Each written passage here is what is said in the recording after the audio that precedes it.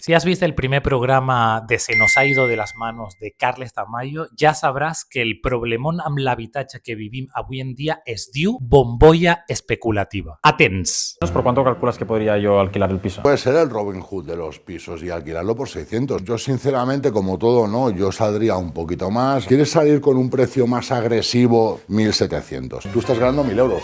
Ese dinero que tienes tú aquí, esos 1.000 sobrantes, ya vas a buscarte otro piso y vas poco a poco creciendo. Ya en todos nos pasan lo que están pagando ahora los diferentes inquilinos y luego con la inversión que se puede hacer. O sea, esta gente que ahora está pagando, yo qué sé, 500 euros al mes, la idea es subirles a 1.050 euros al mes. Estamos delante de un edificio con 14 viviendas y que en febrero de 2025 lo compró un fondo de inversión. Pues de diferentes maneras nos han dicho claramente que no renovarán y que nos hemos de ir. Llevo 27 años pagando religiosamente y hemos sido responsables. ¿Sabéis por cuándo se ha vendido ese edificio?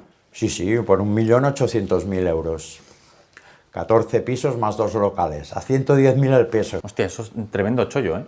En efecte, els rics ens l'estan jugant. Són capaços de comprar pisos per menys de la meitat del que li costa a qualsevol persona comuna. Compren blocs de pisos a preu de saldo, expulsen el veïnat i els lloguen a preus de luxe. A Barcelona l'Ajuntament té dret a comprar tots aquests pisos al mateix preu que ho fan els rics, exercint el dret de tanteig i retracte. Aquest concepte que sona tan eròtic es va posar de moda durant els mandats d'Ada Colau i de Barcelona en Comú al capdavant del govern de la ciutat, especialment amb Lucía Martín com a regidora d'Habitatge. Entre 2015 i 2023, l'Ajuntament de Barcelona va comprar més de 1.600 pisos, molts d'ells amb aquesta fórmula. I a més va construir més de 5.000 pisos nous per doblar el parc públic d'habitatge a la ciutat. I el que ha passat des de que Jaume Collboni i el PSC governen en solitari és que s'ha reduït a la meitat el pressupost per construir i comprar habitatge. A Sants Montjuïc probablement et sonin casos com el bloc Concòrdia al Poble Sec o el bloc Salou al mateix cor del barri de Sants. Però també hi ha més finques comprades per fons voltors que estan intentant fer fora al seu veïnat per lo civil o per lo criminal. És, per exemple, el que li passa al Joan al carrer Ulcinella, on els voltors que han comprat l'edifici li han tallat el llum,